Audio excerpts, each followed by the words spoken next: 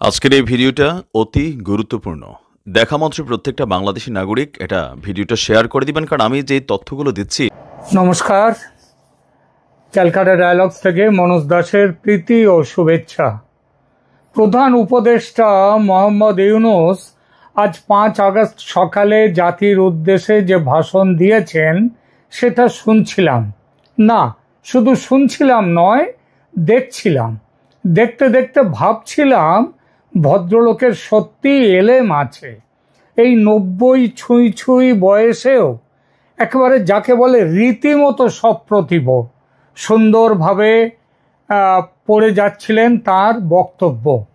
ইউনূস যোগ ব্যায়াম করেন কিনা জানি না, সম্ভবত করেন না। আবার নরেন্দ্র মোদী তিনি নিয়মিত যোগ ব্যায়াম করেন। তবু মোদির চেয়ে 14-15 বছর বয়সে বড় হয়েও যেভাবে দাঁতে দাঁত না লাগিয়ে কিংবা জিভে দাঁতে ঝগড়া না বাঁধিয়ে ডক্টর ইউনূস বলে গেলেন তার প্রায় 7 মিনিটের ভাষণটি, তাতে একবার বাহবা দিতেই হয় ভদ্রলোককে। বাহ ইউনূস সাহেব, বাহ।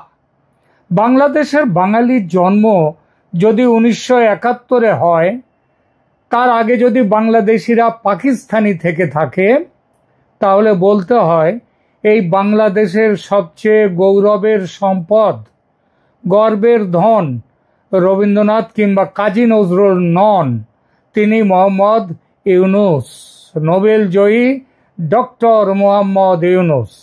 গত বছর আগস্টে দেশের মানুষের কাছে যার পরিচয় ছিল ফেরেশতা, তিনি এত বড় গর্বের সম্পদ বলেই তো গত বছর 5 আগস্টে কে নেবে জাতির ভার এই নিয়ে যখন সবার মাথার চুল প্রায় উঠে যাওয়ার মতো, তখন তাকে প্যারিস থেকে উড়িয়ে নিয়ে এসেছিল বিপ্লবের দূত এই ছাত্ররা। এমন মহান সম্পদ নিজেদের কাছে থাকতে অন্য কারো কথা ভাবা হবে কেন? ইউনূস তার মাস দেড়েক পর নিউ ইয়র্কে বসে ছাত্রদের কাছে তার ঋণের কথা, তাকে প্রধান উপদেষ্টা নিয়োগে ছাত্রদের ভূমিকার কথা তার অকুণ্ঠ প্রশংসা করেছিলেন। জানিয়েছিলেন মেটিকুলাসলি ডিজাইন করা বিপ্লবে ছাত্রনেতাদের ভূমিকা। তার নিজের ভূমিকা কি ছিল সেটা অবশ্য তিনি বলেননি, নিজের কথা মুখ ফুটে অত বলা যায়। যাই হোক, এমনকি ওই বাচ্চাদের তিনি নিয়োগকর্তা পর্যন্ত বলে দিয়েছিলেন সেদিন। এই বিনয়ের, ইউনূস সাহেবের এই বিনয়ের প্রশংসা করতেই হয়। আরো গুণ আছে মানুষটার। মানুষটি নিমক হারাম নন, ওই সেনাপ্রধান ওয়াকার উজ্জামানের মতো। কেন বলছি কথাটা? দেখুন, ওয়াকার সাহেব সেনাপ্রধান হয়েছিলেন শেখ হাসিনার দয়ায়। সেই দয়ার দাম মিটিয়েছেন হাসিনাকে দেশ ছাড়া করে ক্ষমতায় বসা 1.5 মাসের মধ্যে। ইউনূস তা করেননি। তিনি ওই ছাত্র নেতাদের দয়ার দাম গত 1 বছর ধরে সমানে মিটিয়ে চলেছেন। বিপ্লবীরা, ছাত্ররা এন্তার ঘুষ খাচ্ছে, চাঁদাবাজি করছে, শুনছি মেয়েবাজিও করছে, এছাড়াও হাজার অন্যায় করছে, আর তিনি অন্ধ ধৃতরাষ্ট্রের মতো ক্ষমা করে যাচ্ছেন। এমন স্নেহ আছে যে মানুষটার মধ্যে, তাকে প্রশংসা না করে থাকা যায়? আপনারাই বলুন। ইউনূসের আরো অনেক প্রশংসার যোগ্য কাজ আছে। যেমন, কি হলো জেমস, সৌরভ কিছু বলবে? হ্যাঁ প্রিয় দর্শক, আমার অফিস অ্যাসিস্ট্যান্ট জেমস এবং সৌরভ কিছু বলতে চাইছে। কি বলতে চাই শোনার জন্য একটু সময় চাইছি। 1 মিনিট, এক্ষুনি আসছি। Please stay tune. প্রিয় দর্শক, ফিরে এলাম। ওরা জানতে চাইছিল আমার শরীর ঠিক আছে কিনা। কারণ যে আমি কোনোদিন ইউনূস সম্পর্কে ভালো কথা বলি না, সেই আমি আজ ইউনূস সম্পর্কে এতটা মুক্তকণ্ঠ, এটা তাদের খুব অবাক করেছে। তাই তো আমি বললাম যেটা ভালো সেটাকে আমি সবসময় ভালো বলি। ও শেখ হাসিনার যেটা ভালো কাজ সেগুলোকে আমি ভালো বলেছি, আবার তার খারাপ কাজ যদি থেকে থাকে সেগুলোকেও খারাপ বলেছি। ইউনূস যেভাবে 5 আগস্ট উপলক্ষে চোখ পিটপিট না করে থতমত না খেয়ে একের পর এক মিথ্যে কথাগুলো একেবারে অম্লান বদনে বলে গেলেন, যেভাবে হাসিনা আমলের ঘুষ খাওয়া নিয়ে অনেক কথা বললেন এবং বলার সময় তার নিজের আমলের ঘুষ কালচার, ঘুষ খাওয়ার কথা মনেই পড়ল না তার। তাতে লোকটা সম্পর্কে একটা কথাই আমার মনে পড়ছে এই মুহূর্তে, এক মহাপুরুষের কথা। তিনি বলেছিলেন, আমি যাহা করি তাহা করিও না, আমি যাহা বলি তাহাই করিও। কটা মানুষ এমনভাবে মহাপুরুষের বাণী অনুসরণ করতে পারে, তাও এমন সপ্রতিভভাবে? কজন পারে? আমি কেবল তার সেই সপ্রতিভ ভাবের প্রশংসা করেছি। কেবল প্রশংসা করতে গিয়ে ওয়াকার উজ্জামানের সঙ্গে তার তুলনা করেছি।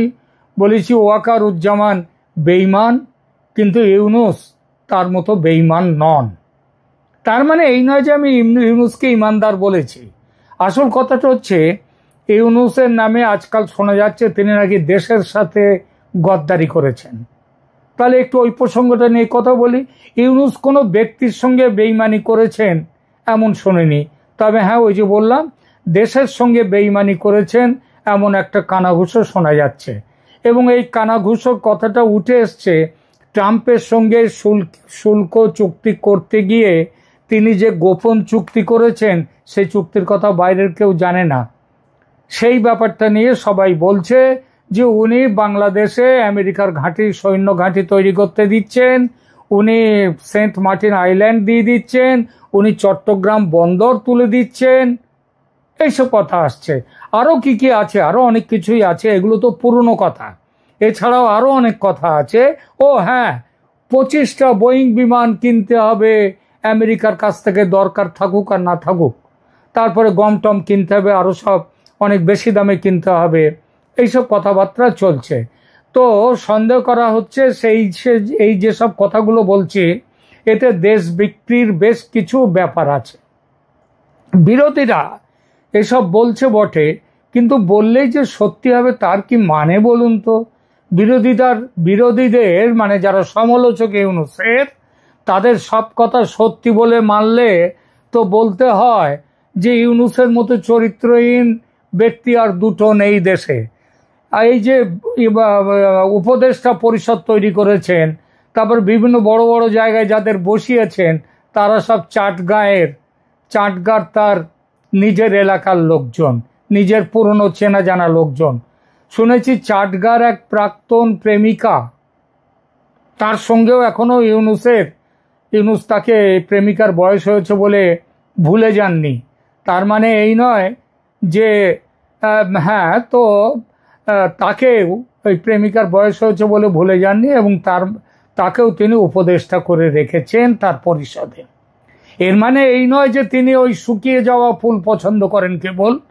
আসলে ইউনূসের মধ্যেকার যুবক ইউনূস যৌবনেরও পূজারী। বিরোধীরা এই প্রসঙ্গে চিমটি কাটেন এক লামিয়া না কাকে নিয়ে, আমি জানি না, আমি আল্লাহ জানেন এর কতটা সত্যি। কারণ মানে সেই ক্ষমতা আছে কিনা ইউনূসের, আমি বিশ্বাস করি না। সমালোচকরা অভিযোগ করে ইউনূসের স্বার্থপরতা নিয়ে। তিনি কিভাবে দেশের প্রাপ্য আয়করের 666 কোটি টাকা মকুব করে নিলেন ক্ষমতায় বসেই, সেই কথা বলেন।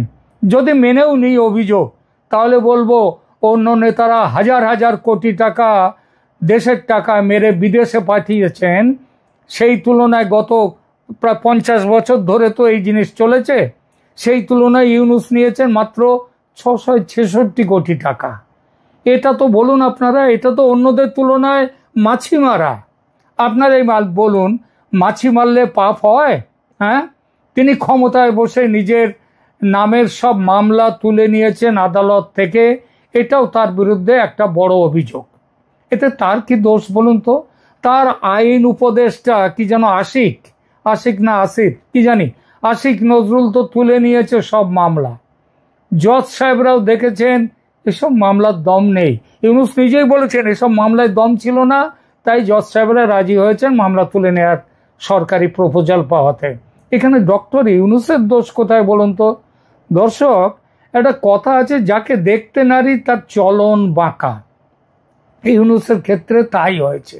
90 ছুঁই ছুঁই এই একটা বুড়ো মানুষ দিনরাত এক করে নাওয়া খাওয়া ভুলে প্রাণপাত করছেন। লামিয়া ম্যাডাম এত বোঝাচ্ছেন, কান দিচ্ছেন না। তিনি যদি কাজের থেকে বিশ্রাম নিতে একটু বেশি করে দেশের টাকায় বিদেশ যাত্রা করেন, তাতে দেশের লোকের চোখ টাটায় কেন? এইসব পাগলরা যাদের চোখ টাটায়, তারা বোঝে না যে প্রধান শাসক হয়ে নিজের টাকায় বিদেশ গেলে, আজে বাজে হোটেলে থাকলে, তাতে তার দুর্নামের থেকে দেশের দুর্নাম বেশি হয়। কিন্তু তিনি বাংলাদেশের মানুষ, তাই তিনি সবচেয়ে নামি হোটেলের সবচেয়ে দামি ঘরে থাকেন, কারণ বাংলাদেশের তিনি এখন সর্বোচ্চ শাসক। তাও তো খুব বেশি তিনি যাননি, 12 মাসে বোধহয় 13 বার গেছেন। খুব বেশি হলো কি? সমালোচকরা বলছে দেশকে তিনি গোল্লায় পাঠিয়েছেন। যারা একথা বলছে তারাই কদিন আগে হাসিনার নামে বলতো হাসিনা দেশকে গোল্লায় পাঠিয়েছে। আচ্ছা, একটা সহজ কথার উত্তর দিন তো, একটা গোল্লায় যাওয়া দেশকে নতুন করে গোল্লায় কেউ পাঠাতে পারে? সে দেশ তো অলরেডি গোল্লায়। তাহলে তো এরকম যদি বলেন যে ইউনূস পাঠিয়েছে গোল্লায়, তাহলে তো মেনে নিতে হয় যে হাসিনা তার দেশকে গোল্লায় পাঠাননি, সব ঠিক ছিল তার আমলে। আর যারা ইউনূসের সমালোচনা করছে, ওই বিএনপির দু একটা আরো কিছু লোকজন যারা বলছে, তারা বলুন তো সে কথা, বলুন। অভিযোগ, ইউনূস এখন ইসলামী জঙ্গি। তিনি জঙ্গিদের জেল থেকে মানে একেবারে গণহারে ছেড়ে দিয়েছেন, যা বাবা তোরা চোরে খা। তো ইউনূস এখন, তার জন্য ইউনূসকে বলা হচ্ছে ইউনূস ছেড়ে দিয়েছেন জেল থেকে। আরে বাবা, ছেড়েছে তো আদালত, আদালত ছেড়েছে বলেই তো তারা চলে গেছে। এরাই আবার বলছে ভাঙাভাঙি যা হচ্ছে, ইউনূস কোনো জায়গায় ভাঙতে গিয়েছেন? ওই যে বের মূর্তি আমাদের মুজিবুর রহমান বঙ্গবন্ধুর মূর্তি ভাঙলো, আরো যেসব ভাঙাভাঙি চলছে, 32 নম্বর ভাঙলো, এই সবগুলো ইউনূস কোথাও ভাঙতে গেছেন? তিনি তো পুলিশ মিলিটারিকে দিয়ে রেখেছেন, তারা কেন দেখেনি? মিলিটারি তো গুলি চালায়নি, বলেছে বাচ্চা ছেলেরা এইসব করছে, আমরা গুলি চালাবো না। তো যে মানুষটা প্রধান উপদেষ্টা হওয়ার, তাকেই বলছেন কিনা সবাই বলছে রাজাকার। কেন রাজাকার? ছি ছি ছি।